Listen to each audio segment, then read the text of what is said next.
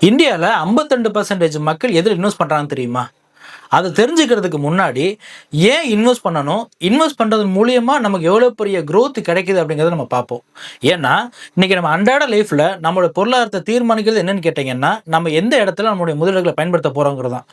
அதுக்கு முன்னாடி இந்த விலைவாசி உயர்வுன்னு ஒண்ணு சொல்றாங்கல்ல, அந்த விலைவாசி உயர்வுங்கிறது எவ்வளோ பெரிய தாக்கத்த ஏற்படுத்துது அப்படிங்கிறத ஒரு புள்ளிவிவர தகவலோட பார்த்துரலாம். இன்னைக்கு நம்ம லைஃப்ல யூஸ் பண்ணக்கூடிய ஒவ்வொரு பொருளோட மதிப்பும் கடந்த 2000லேருந்து 2025க்குள்ள எவ்வளோ வேல்யூஷன் கூடியிருக்குன்னு மட்டும் பாருங்க.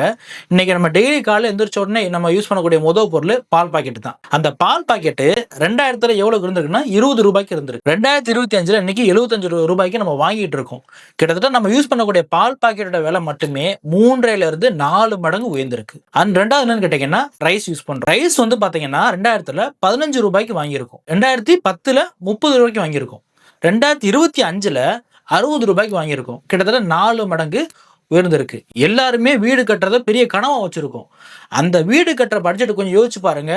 ஒரு 15 வருஷத்துக்கு முன்னாடி வெறும் ஒரு 18 லட்சம் 20 லட்சத்துக்கு வீட கட்டி முடிச்சிருப்போம். ஆனா இன்னைக்கு ஒரு வீடு கட்டணும்னா எவ்வளவு செலவாகுது? அப்ப எந்த இடத்துல செலவினங்கள் கூடுதுன்னு பாருங்க. சிமெண்ட் இன்னைக்கு எடுத்துக்கிட்டோம்னா 2000த்துல ரூ. 120க்கு வாங்கியிருக்கோம் ஒரு மூட்டை சிமெண்ட்ங்கிறது. ஆனா இன்னைக்கு ஒரு மூட்டை சிமெண்ட்ங்கிறது ரூ. 400 கிட்ட வாங்கிட்டு இருக்கோம். கிட்டத்தட்ட 3லிருந்து 3.5 மடங்கு உயர்ந்திருக்கு. இன்னைக்கு நம்ம எல்லாருமே வேலை பார்க்குறோம், சம்பளம் வாங்குறோம். ஒரு டீச்சர்ஸோட சேலரி வந்து பாத்தீங்கன்னா 2000த்துல வெறும் ரூ. 6000 இருந்திருக்கு. இன்னைக்கு 2025ல 35,000 ஆவரேஜா சேலரி வாங்குறாங்கன்னா ஒரு 5லிருந்து 6 மடங்கு உயர்ந்திருக்கு. இப்ப இத நம்ம தகவலா பார்க்கும்போது பெருசா தாக்கத்தை ஏற்படுத்தலைல. எல்லாருமே நம்ம யோசிப்போம். பெருசா நமக்கு ஒரு விலை வித்தியாசம் தெரியல அப்படின்னு சொல்லிட்டு. ஆனா மொத்தமா நம்ம கம்பேரிசன் பண்ணி பார்க்கும்போது எத்தனை மடங்கு உயர்ந்திருக்குங்கிறத கொஞ்சம் நீங்க இமேஜின் பண்ணி பாருங்க. அப்ப நம்ம சம்பாதிக்கிற பணம் எல்லாமே விலைவாசிக்கு நிகரா இருந்துச்சுன்னா, நம்மளால பெரிய அளவுக்கு அமௌண்ட்ட சேவிங்ஸாவும் எடுத்து வைக்க முடியாது. அத பெரிய அளவுக்கு இன்வெஸ்ட்மென்ட்டா மாத்தவும் முடியாது. அப்ப எந்த இடத்துல அந்த பணத்த இன்வெஸ்ட்மென்ட்டா மாத்தணுங்கும்போது, பெரும்பாலான மக்கள் எடுக்கக்கூடிய முடிவு என்னவா இருக்குன்னு கேட்டீங்கன்னா, ஒரு 4 விஷயம் தான். 1 கையில பணம் இருந்தா, பேங்க்ல போய் எஃப்டியா போட்டு வைக்கணும்னு நெனைப்போம்.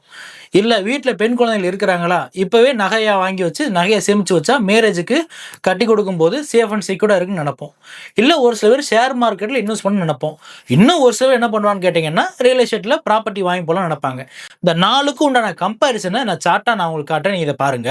ஃபார் எக்ஸாம்பிள் ஒரு 2000த்துல ஒருத்தர் கையில ரூ. 25,000 அமௌண்ட் இருந்திருந்தா, சின்ன தொகையா, பெரிய தொகையான்னு கேட்டா, கண்டிப்பா அது பெரிய தொகை தான். 2000த்துல. அந்த ரூ. 25,000க்கு ஒருத்தர் வந்து எஃப்டில பிக்ஸட் டெபாசிட்ல போட்டிருந்தாருன்னா, அன்னையிலிருந்து இன்னைக்கு வரைக்கும் 6லிருந்து 9% வரைக்கும் எஃப்டி குடுத்துருக்காங்க. அப்போ 2010ல ஒரு 6 டூ 9% குரோத்ல வளர்ந்திருந்தா, 59,000 வளர்ந்திருக்கும். இன்னைக்கு டயத்துக்கு அந்த போட்ட அமௌண்ட்ட எடுக்குறாங்கன்னா, எஃப்டில இருந்து ஒரு ரூ. 2,15,000 சம்திங் வருது. அவர் எஃப்டில இருந்து அமௌண்ட்ட எடுக்க முடியும். கிட்டத்தட்ட இந்த 25 வருஷத்துல எஃப்டில போட்ட அமௌண்ட் எவ்வளவு வளர்ந்திருக்குன்னு கேட்டீங்கன்னா, 8 1/2 மடங்கு வளர்ந்திருக்கு. அதே ஒருத்தர் அன்னைக்கு கோல்டா வாங்கி வச்சிருந்தாருன்னா, கிட்டத்தட்ட ரூ. 25,000க்கு கிட்டத்தட்ட அன்னைக்கு 56 கிராம் வாங்கியிருக்கலாம். அதே 56 கிராம் இன்னைக்கு ரேட்டுக்கு அவர் விக்கிறாருன்னா, எவ்வளவுக்கு இன்னைக்கு விக்க முடியும்னா, ரூ. 7,00,000க்கு விக்க முடியும். ரூ. 7,00,000க்கு விக்கிறாருன்னா, எத்தன மடங்கு கோல்டுல போட்ட அமௌண்ட் வளர்ந்திருக்குன்னு கேட்டீங்கன்னா, 28 மடங்கு வளர்ந்திருக்கும். அதே ஒருத்தர் அன்னைக்கு ஷேர் மார்க்கெட்ல ரூ. 25,000க்கு ஷேரா வாங்கி வச்சிருந்தா, ஒரு உதாரணத்துக்கு ஏசியன் பெயிண்ட் மாரி ஒரு ஷேரா வாங்கி வச்சிருந்தா, ஒரு 1,500 ஷேர் வாங்கி வச்சிருக்கலாம் அன்னைக்கு டயத்துக்கு.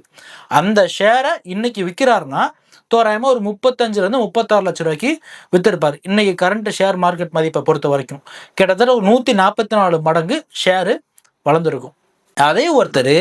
25,000க்கு அன்னைக்கு ஏக்கர் பிளாட் இந்த மாரி ஏக்கர் மாரி ரியல் எஸ்டேட்ல இன்வெஸ்ட் பண்ணியிருந்தாருன்னா, மினிமம் அன்னைக்கு ஏக்கர் ரேட்டுங்கிறது ரொம்ப ரொம்ப கம்மியா எடுத்துக்கிட்டா கூட, ஊரோட அவுட்டர் கணக்கு எடுத்துக்கிட்டா கூட, ஒரு 4லிருந்து 5 ஏக்கர் வாங்கியிருக்க முடியும். அந்த 4லிருந்து 5 ஏக்கர் 25 வருஷத்துல கிட்டத்தட்ட வெறும் ஒரு ஏக்கர் ஒரு ரூ. 50,00,000 வளர்ந்திருந்தா கூட, ரூ. 2,50,00,000 இன்னைக்கு அவரால விக்க முடியும். அப்படி ஒரு 2,50,00,000 அந்த இடத்த வித்திருந்தா கூட இன்னைக்கு எத்தனை மடங்கு வளர்ந்திருக்கும்னு கேட்டீங்கன்னா, 1000 மடங்கு வளர்ந்திருக்கும். இதுதான் வித்தியாசம். அப்ப 4 பேர் இருக்கிறாங்க, அண்ணன் தம்பி இருக்கிறாங்க. 4 பேர் கையிலயும் ரூ. 25,000 பணம் இருக்கு.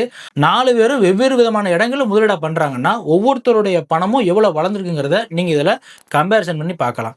எஃப்டில போட்டவரு 8.5 மடங்கு சம்பாதிச்சிருப்பாரு. கோல்டுல போட்டவரு 28 மடங்கு சம்பாதிச்சிருப்பாரு. ஷேர் மார்க்கெட்ல போட்டவரு 144 மடங்கு சம்பாதிச்சிருப்பாரு. ரியல் எஸ்டேட்ல போட்டவரு 1000 மடங்கு சம்பாதிச்சிருப்பாரு. அப்ப எந்த இடத்துல நம்மளுடைய பணத்தை முதலீடா பண்ண போறோம் அப்படிங்கிற தெளிவான ஃபினான்ஷியல் கிளாரிட்டி யார்கிட்ட இருக்குதோ, அவங்க தான் தலைமுறை தாண்டி ஒரு பெரிய அசட்ட உருவாக்கவும் முடியுது.